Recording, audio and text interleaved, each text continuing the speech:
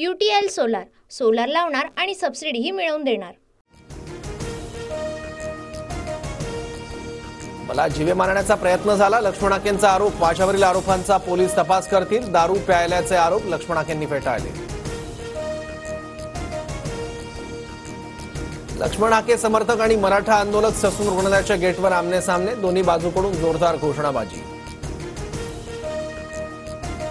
लोकसभेत सर्वात जास्त जागा काँग्रेसला मिळाल्या, मवियाच्या सरकारमध्ये मुख्यमंत्री काँग्रेसचाच असणार, पृथ्वीराज चव्हाणांचा दावा।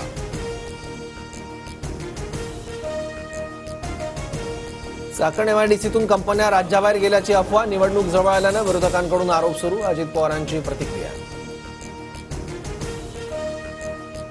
शरद पवार महाराष्ट्रातले मिनी औरंग्या, अहमदनगरच्या नामकरणाविरोधात पवारांसमोरील घोषणेनंतर पडळकरांची जहरी टीका।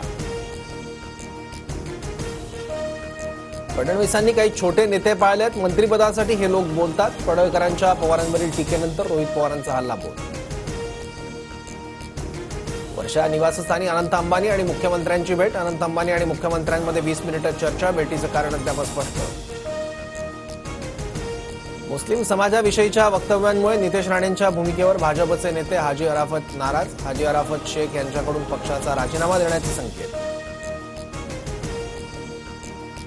मराठ्यांचं कुणबी वर्गीकरण आमच्या नव्हे तर मागास आयोगाच्या कार्यक्षेत्रात, सरकारनं नेमलेल्या शिंदे समितीचा अहवाल, वर्गीकरणाचा अधिकार मागासवर्ग आयोगाला असल्याची टिप्पणी। सर्व मराठ्यांना कुणबी करणं कायदेशीरदृष्ट्या कठीण, ओबीसी आरक्षणाला धक्का न लावताच आरक्षण देणार, मराठा आरक्षण उपसमितीच्या बैठकीनंतर अध्यक्ष चंद्रकांत पाटील यांचं वक्तव्य। आंदोलनापासून दूर नेण्यासाठी बैठका, गोरगरिबांच्या न्यायासाठी नाही, सर्वच मराठ्यांना कुणबीतून आरक्षण द्या, गद्दारी केल्यास महागात पडेल, जरांगेंचा सरकारला सूचक इशारा। शिंदे समितीचा दुसरा तिसरा अहवाल सरकारने स्वीकारला, मराठा समाजाला न्याय देण्यासाठी सरकार कटिबद्ध, उपमुख्यमंत्री देवेंद्र फडणवीसांची प्रतिक्रिया। काँग्रेस नेते आजपासून इच्छुक उमेदवारांच्या मुलाखती घेणार, पृथ्वीराज चव्हाण, नसीम खान, चंद्रकांत हंडोरे, प्रणिती शिंदे, सतीश पाटील, अमित देशमुखांवर जबाबदारी। भाजपचे उमेदवार आता पदाधिकारी ठरवणार, विदर्भात बंद, लिफाफ्यात उमेदवारांची नावं पाठवणार, पदाधिकारी पसंती क्रमानुसार उमेदवार निवडून लिफाफा वरिष्ठांना सोपवणार। स्वामी अविमुक्तेश्वरानंद यांचं मुख्यमंत्र्यांच्या वर्षा निवासस्थानी पाद्यपूजन, शंकराचार्यांकडून मुख्यमंत्री शिंदेंचं कौतुक। दरम्यान जुलैमध्ये अविमुक्तेश्वरानंदांनी मातोश्रीवरही दिली होती भेट।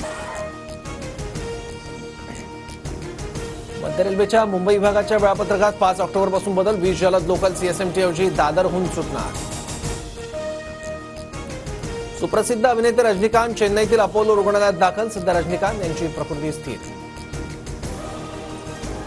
देशात यंदा सरासरीपेक्षा जास्त पाऊस झाल्याची माहिती, देशभरात एकूण 934.8 मिलीमीटर पावसाची नोंद, हवामान विभागाची माहिती।